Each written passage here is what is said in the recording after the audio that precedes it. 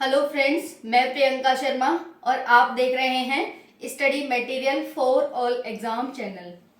Friends, स्वागत है आप सभी का करंट अफेयर की प्यारी सी क्लास में। ये करंट अफेयर आपको सभी एग्जाम के लिए इम्पोर्टेंट है, चाहे आप बीएड एंट्रेंस दे रहे हों, चाहे आप यूपी कांस्टेबल का दे रहे हों, एसआई का दे रहे हों, या फिर जो भी एग्जाम अब आने वाले हैं उनका आप देंगे। ये करंट अफेयर आपके लिए मोस्ट इम्पोर्टेंट होने वाली है। यानी इसी टाइम आपको एक डेली क्लास मिलेगी जिसमें मोस्ट इम्पोर्टेंट करंट अफेयर आपको प्रोवाइड किया जाएगा, जिसे आप एक बार या दो बार यहाँ पर पढ़ेंगे। ठीक है, उसके बाद नाइट में इसका पीडीएफ आपको कम्युनिटी में मिलेगी, उसका रिवीजन करके नाइट में आप सोएंगे। मैं इस बात की गारंटी लेती हूं कि आपका करंट अफेयर से एक भी क्वेश्चन किसी भी एग्जाम में नहीं छूटेगा। फ्रेंड्स, करंट अफेयर का मोस्ट इम्पोर्टेंट रोल होता है। ठीक है, जैसा कि आप जानते हैं, करंट अफेयर से एग्जामिनर हमें ये जांचने की परखने की कोशिश करता है कि जो बंदा हम सिलेक्ट करेंगे वो कितना ज्यादा अवेयर है देश दुनिया के बारे में। तो चलिए, इसी बात को ध्यान में रखते हुए जो एग्जामिनर पूछेगा उन्हीं क्वेश्चनों को हम आपको यहाँ पर कराएंगे जो मोस्ट इम्पोर्टेंट हैं। ठीक है, तो चलिए, अगर आप चैनल पर न्यू है तो चैनल को सब्सक्राइब कर लेंगे, जिससे कि आपको डेली इसी टाइम ये क्लास मिल जाए। सबसे पहले वीडियो को ज्यादा से ज्यादा लाइक करेंगे और वीडियो को ज्यादा से ज्यादा शेयर करेंगे। फ्रेंड्स, आप इस वीडियो को बहुत सारा ढेर सारा प्यार देना, जिससे कि मैं अगली क्लास लेकर के आऊं वो और भी इम्पोर्टेंट और भी अच्छे से आपके लिए लेकर आऊं। ठीक है, तो ये आपकी शेयरिंग पे, ये आपके देखने पर, ये आपके प्यार पर डिपेंड करता है कि आप वीडियो को कितना प्यार देते हैं। ठीक है, क्योंकि मेरे मोटिवेशन का यही एक स्रोत है, आपका वीडियो को देखना, लाइक करना, शेयर करना, चैनल को सब्सक्राइब करना। तो ढेर सारा वीडियो को प्यार देना। चलिए वीडियो को स्टार्ट करते हैं। इंपॉर्टेंट करंट अफेयर फॉर और कॉम्पिटिटिव एग्जाम्स। यहाँ पर आप देख सकते हैं 10 अप्रैल 2023, ये प्यारा सा भारत का नक्शा है। चलिए स्टार्ट करते हैं। तो कमर बेटी सभी बांध लो, एकदम स्टार्ट करते हैं। आप क्वेश्चन फर्स्ट है, 83.4 बिलियन डॉलर की कुल संपत्ति के साथ अंबानी दुनिया के 10 शीर्ष अरबपतियों में से किस स्थान पर हैं? फ्रेंड्स, सबसे पहले हमारा काम क्या होता है एग्जाम में? क्वेश्चन को अच्छे से पढ़ना। क्वेश्चन को अच्छे से पढ़ लेते हैं हम, तो ये समझ लो 50% हमारा आंसर निकल आया। क्वेश्चन को अच्छे से पढ़ना है। तो चलिए दोबारा देखते हैं क्वेश्चन को क्या कह रहा है। 83.4 बिलियन डॉलर की कुल संपत्ति के साथ अंबानी दुनिया के 10 शीर्ष अरबपतियों में से किस स्थान पर हैं? इसका आंसर क्या है? 9th स्थान पर 9th स्थान पर। कितने? 9वें स्थान पर। रिलायंस यानी अंबानी किस कंपनी को चलाते हैं, किस कंपनी के ओनर हैं? रिलायंस के। ओके, रिलायंस की स्थापना कब हुई थी? 1958 में। कितने वर्ष पहले? 65 वर्ष पहले। तो एग्जामिनर आपसे यहाँ से कुछ भी क्वेश्चन पुट कर सकता है। दुनिया के 9वें सबसे अमीर व्यक्ति कौन है? भारत के सबसे अमीर व्यक्ति कौन है? ये जो अंबानी है वो रिलायंस के मालिक कौन है? ये अंबानी किस कंपनी के मालिक हैं? रिलायंस की स्थापना कब हुई थी? क्योंकि अंबानी चर्चा में है तो अंबानी से रिलेटेड जितने भी फैक्ट बनते हैं वो आपसे कोई एग्जामिनर पूछ सकता है।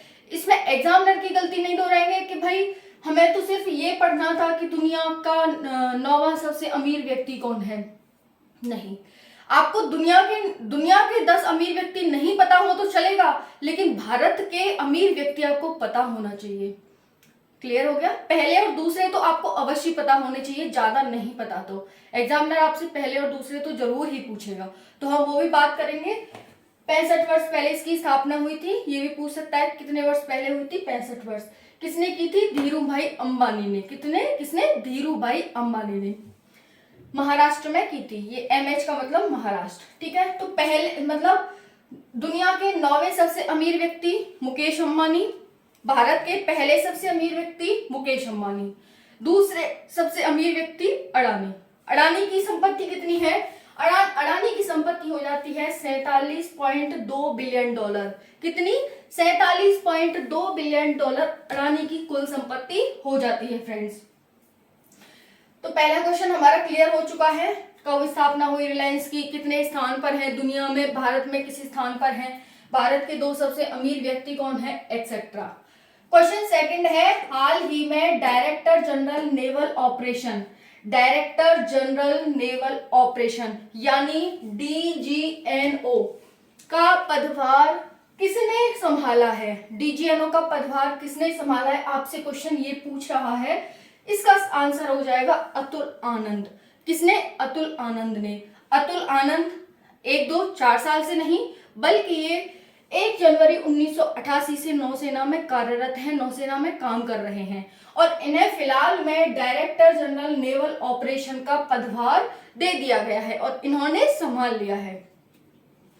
स्थापना कब हुई थी DGNO की, 26 जनवरी 1950 को, 73 वर्ष पहले। 26 जनवरी 1950 को 73 वर्ष पहले। और नौसेना दिवस कब मनाया जाता है, तो 4 दिसंबर को नौसेना दिवस मनाया जाता है। क्लियर हो गया। तो यहां से आपसे क्वेश्चन कैसे पुट कर सकता है एग्जामिनर कि DGNO का पदभार हाल ही में किसने संभाला है, ये तो हमारा क्वेश्चन हो गया अतुल आनंद। क्या अतुल अब यहां से पूछ सकता है DGNO की स्थापना कब हुई थी, 26 जनवरी 1950। DGNO की स्थापना कितने वर्ष पहले हुई थी, 73 वर्ष पहले। नौसेना दिवस कब मनाया जाता है, तो यहाँ पर हो जाएगा 4 दिसंबर को। और वहीं पर पूछ ले नौसेना के अध्यक्ष कौन है, तो एडमिरल सिंह हो जाएंगे। ठीक है, चलो अब नेक्स्ट बात करते हैं, हाल ही में कितने भारतीयों को MCC की मानद आजीविका सदस्यता, आजीवन सदस्यता प्राप्त हुई है। क्वेश्चन क्या है, हाल ही में कितने भारतीयों को MCC की मानद आजीवन सदस्यता, MCC की मानद आजीवन सदस्यता प्राप्त हुई है। ये MCC क्या है, बात करेंगे, देखेंगे MCC क्या है। MCC की मानद आजीवन सदस्यता यानी MCC के आप आजीवन सदस्य रह सकते हो, इसका मतलब ये है।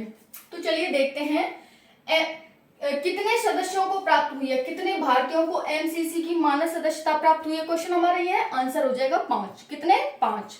तो ये भारतीय है पांचों, MS धोनी, युवराज सिंह, झूलन गोस्वामी और सुरेश रैना। ये 5 व्यक्ति हैं, MCC की मानद आजीवन सदस्यता प्राप्त हो गई है। MCC क्या है मैम, MCC है मैरी लेबॉन क्रिकेट क्लब्स। क्या है, मैरी लेबॉन क्रिकेट क्लब्स, इसकी फुल फॉर्म हो जाती है MCC की। क्लियर हो गया फ्रेंड्स। चलिए आगे देखते हैं। तो आपसे यहाँ से कुछ भी पूछा जा सकता है कि जो 5 भारतीयों को यहाँ पर ये MCC की मानद आजीवन सदस्यता मिली है, निम्नलिखित में से कौन सा नहीं है। 4 ऑप्शन होंगे, 3 व्यक्ति उसमें दे रखे होंगे, कौन सा नहीं है, एक व्यक्ति नहीं होगा। ठीक है, इनमें से नहीं होगा तो वो आपको टिक करना है। तो आपको ये 5 और नाम ध्यान रखने होंगे। ऐसे क्वेश्चन पुट करेगा यहाँ से, निम्नलिखित में से कौन सा है, कौन सा नहीं है तो एक ऑप्शन देगा, इनमें से कोई नहीं है तो इसमें से एक ऑप्शन नहीं देगा। दोबारा देख लेंगे, MS धोनी, युवराज सिंह, मिताली राज, झूलन गोस्वामी और सुरेश रैना MCC की मानद आजीवन सदस्यता प्राप्त हुई है। MCC की फुल फॉर्म होती है Marylebone cricket clubs, Marylebone cricket clubs.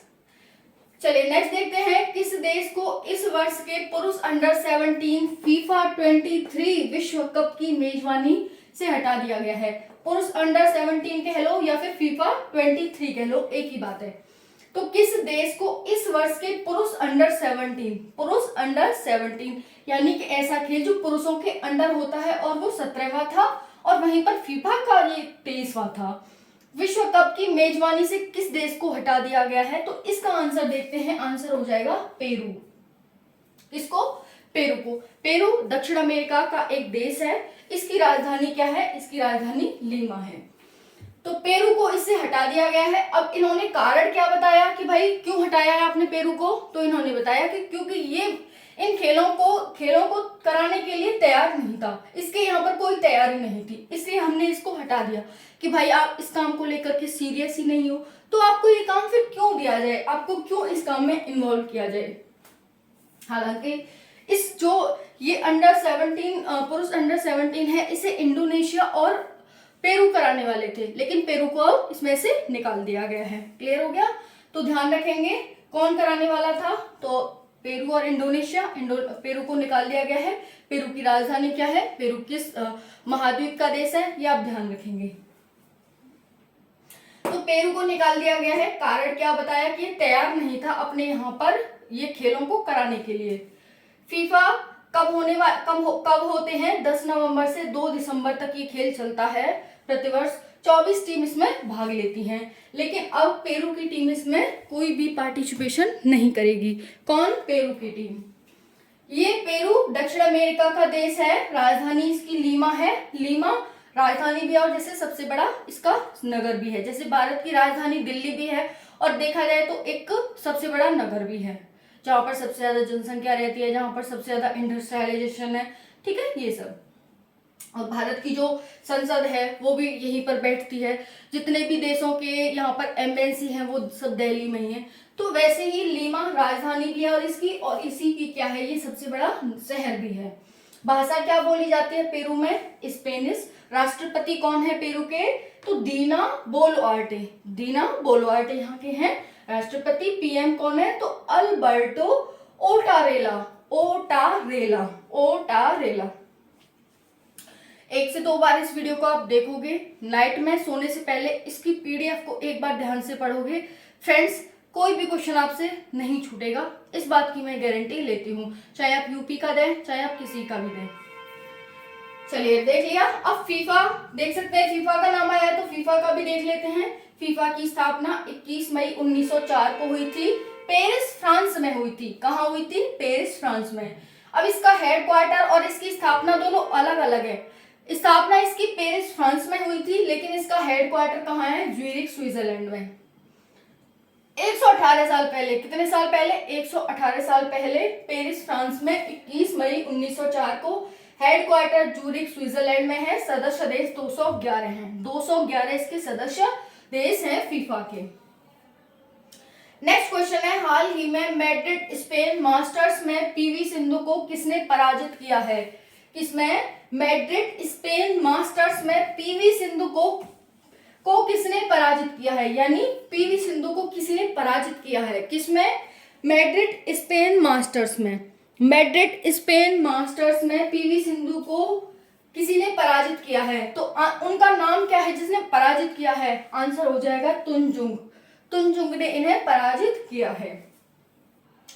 तो देखो यहाँ पर ये कहाँ आयोजित होने थे, 28 मार्च से 2 अप्रैल तक ये स्पेन में आयोजित होने थे, यानी हो चुके हैं, डेट तो निकल चुकी है।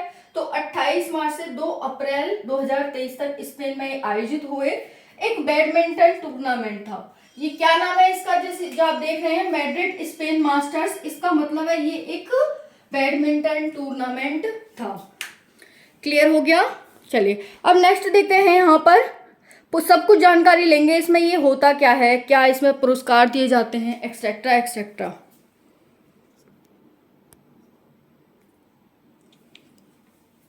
ठीक है, तो 28 मार्च से 2 अप्रैल तक 2023 तक स्पेन में आयोजित हुए हैं, ये एक बैडमिंटन टूर्नामेंट है।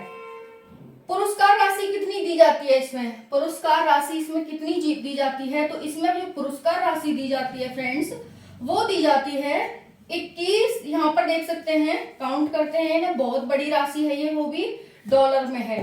इकाई, दहाई, सैकड़ा, हजार, 10,000, लाख, 10 लाख, यानी 21 लाख $1 इसमें राशि दी जाती है। इसे 80 से मल्टीप्लाई कर लेना और बना लेना है कितना आ जाएगा, तो 21 लाख $1 यहाँ पर राशि इसकी दी जाती है। अब आपसे राशि से क्वेश्चन पूछा जा सकता है कि जो हमारा मैड्रिड स्पेन मास्टर्स है उसमें कितनी राशि का पुरस्कार दिया जाता है, 21 लाख $1 का पुरस्कार दिया जाता है। इकाई, दहाई, सैकड़ा, हजार, 10,000, लाख, 10 लाख। पीवी सिंधु, इनका पूरा नाम क्या है, आपसे पीवी सिंधु का फुल फॉर्म पूछी जा सकती है कि पीवी सिंधु, तो इन्हें शॉर्ट फॉर्म में कह देते हैं, पीवी का मतलब शॉर्ट फॉर्म है, पुसरला वेंकट सिंधु है। पुसरला वेंकट सिंधु ये एक भारतीय बैडमिंटन खिलाड़ी है पीवी सिंधु।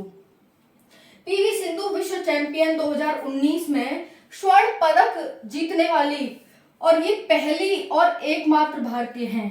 ठीक है, तो विश्व चैंपियन बनने वाली और स्वर्ण पदक जीतने वाली पहली भारतीय कौन है, पीवी सिंधु हैं। पीवी सिंधु विश्व चैंपियन 2019 में स्वर्ण पदक जीतने वाली और विश्व चैंपियन बनने वाली एकमात्र भारतीय हैं। कहाँ हुआ था इनका जन्म, तो देखेंगे, पहले देख लेते हैं। और ओलंपिक खेलों में लगातार 2 पदक जीतने वाली भारत की दूसरी एथलीट हैं। क्लियर हो गया। फिर देखेंगे जन्म कहाँ हुआ था, 5 जुलाई 1995 को। आयु इनकी अभी 27 वर्ष है। हैदराबाद तेलंगाना, भारत में इनका जन्म हुआ था, हैदराबाद तेलंगाना। यानी जब ये इनका जन्म हुआ था, जब हैदराबाद तेलंगाना तो था ही नहीं, ये 2014 में बना है, 2 जून 2014 को। तो ये आंध्र प्रदेश ही हुआ करता था, तो वहीं पर इनका जन्म हुआ था 1995 में। कैरियर रिकॉर्ड 410 इन्होंने रिकॉर्ड जीते हैं और 169 इन्होंने रिकॉर्ड हारे हैं। ठीक है, यहाँ पर देख सकते हैं ये सारी जानकारी है। फ्रेंड्स, आपको वीडियो कैसी लगी कमेंट सेक्शन में जरूर बताना। वीडियो को आप कितना प्यार दे सकते हैं मैं आपका देखना चाहूँगी फ्रेंड्स, क्योंकि मुझे बहुत ज़्यादा उम्मीद है कि आप इस वीडियो को बहुत ज़्यादा सपोर्ट करोगे।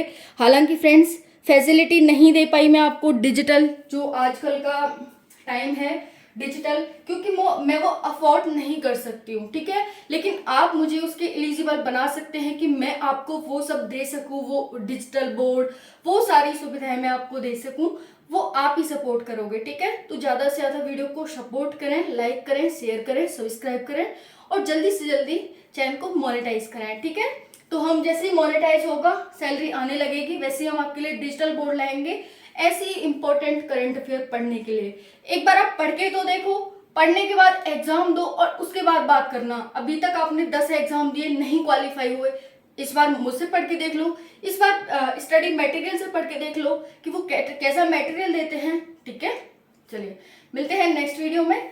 जय हिंद, जय भारत, जय श्री कृष्णा।